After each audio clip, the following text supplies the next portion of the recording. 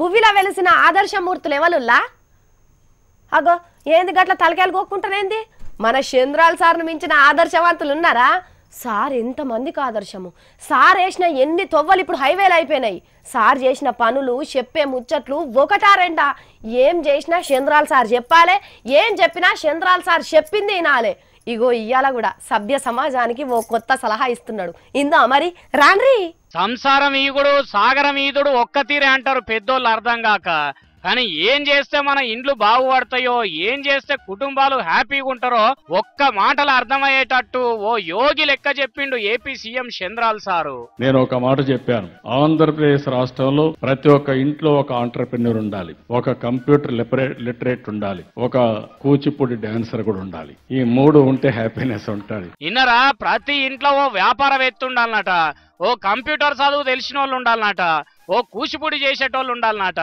ఈ ముగ్గురే ఎందుకో అది కూడా చెప్తున్నాడు ఈయన. ఆంటర్ప్రెన్యూర్ దేనికోసం అంటే డబ్బులు సంపాదించడానికి, ఆదాయం పెంచుకోవడానికి.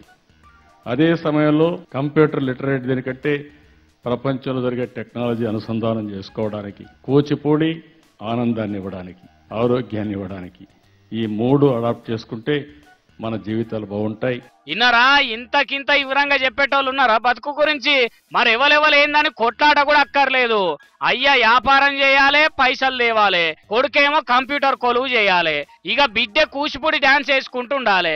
మరి అవ్వేం చేయాలి అని పంచాయతీకి పోయారు. ఇంట్లోనే సారిచ్చే దీపం పథకం కింద ఇచ్చిన గ్యాస్ స్టవ్ మీద వంట చేసి పెట్టాలి. వ్యాపారం చేసే పెనిమిటి తెచ్చే పైసల్లో ఇన్నని మిగిలించుకొని మహిళా సంఘాల పొదుపు చేయాలి.